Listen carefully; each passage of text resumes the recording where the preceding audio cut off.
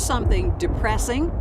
The Centers for Disease Control says roughly 1 in 10 Americans today is depressed. The land of opportunity apparently offering a lot of opportunity for misery.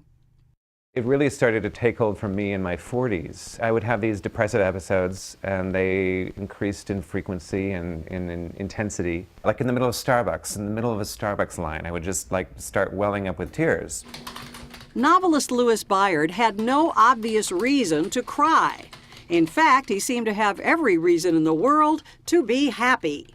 I was living a really good life by my standards. I was doing the work I wanted to do. I had people to love. I had a nice house. I had all the sort of markers of happiness, right? And it still wasn't sinking in. Depression has been recognized as a disorder, a medical disorder, since as early as medicine started.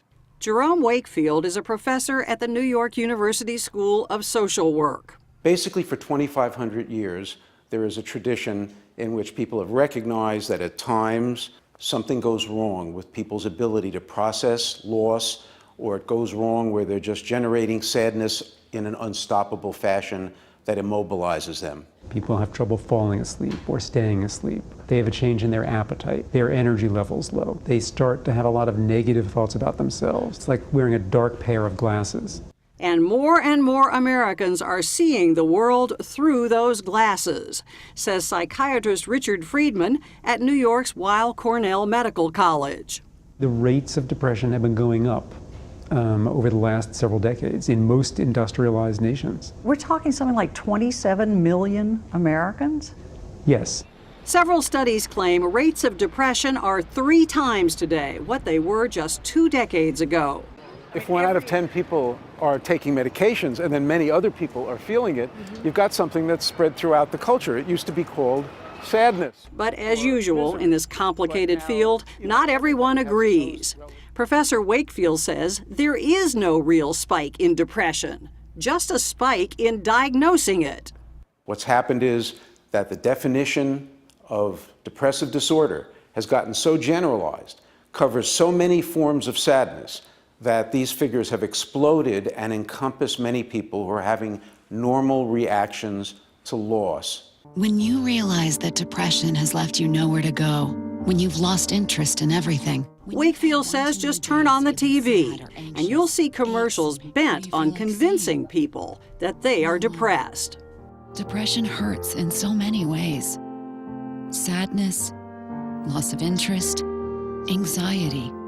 Cymbalta can help. We have direct-to-consumer advertising, where pharmaceutical manufacturers can tell the public, if you experience sadness, you know when you feel the weight of sadness. You're unhappy with your child and your spouse, you're not yourself for a period of time. Things just don't feel like they used to. These are some symptoms of depression. You should see a physician. You may have X disorder. Now, I'm not saying that these don't have sometimes a good result of certain people who need help going in for help, but it also reshapes our cultural view of what is normal range emotion that individuals can handle and what needs to get medication or needs to get professional help. So it's no longer acceptable to be sad? Well, I think we are getting to that point. And people are taking action, or at least they're taking medication. To put it in perspective, more Americans take antidepressants than go to the movies each week, an estimated 30 million. That's about double what it was just 15 years ago. You'd think we'd all be deliriously happy. But we are not. And University of Pennsylvania psychologist Robert DeRubis may have hit on why. He's co-authored a study in the Journal of the American Medical Association examining how well antidepressants work for mild to moderate cases. We found that the advantage offered by the medicine over the benefit that came just from the placebo was very small. So the medication didn't work any better than sugar pills? Worked on average very little better than sugar pills, that's correct. Louis Byard was in that mild to moderate group and was prescribed a drug called Lexapro. I was concerned that it was going to turn me into this smiling zombie of bliss, with a cloud of Disney birds around my head, and I thought it would alter me in some fundamental way. But in fact, something very different happened.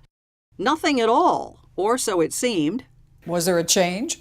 I don't know. That's the thing. People would ask me that very question. How's it working? I'd be fine, I guess. I don't know. There wasn't a eureka moment There where was you no said eureka moment the gray where the is sun gone? burst open into the room. The answer to the question, do antidepressants work, depends who you give them to.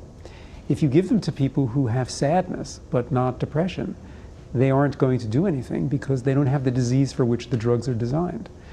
And in general, if you give them to more severely depressed people, they're highly effective.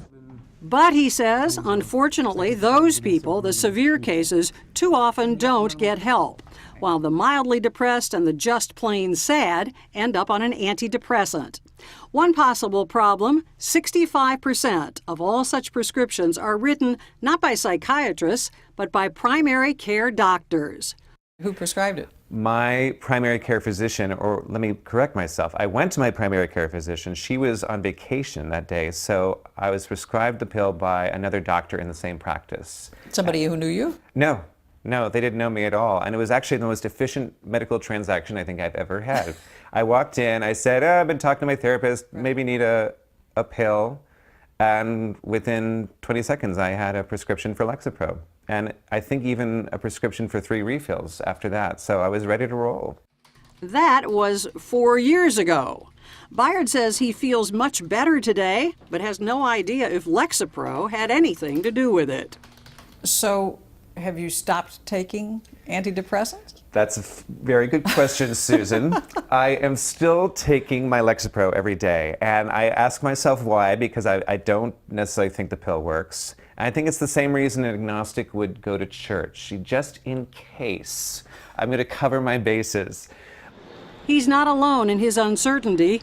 Depression today is almost as big a mystery as it was at the dawn of medicine.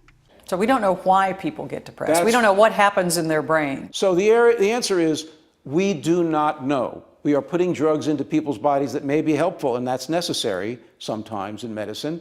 But if you ask, can we say for sure what the mechanism is that caused the depression and by which these drugs are helping, and what the long-term effects if you stay on it for endless years, we just don't know. That's the reality.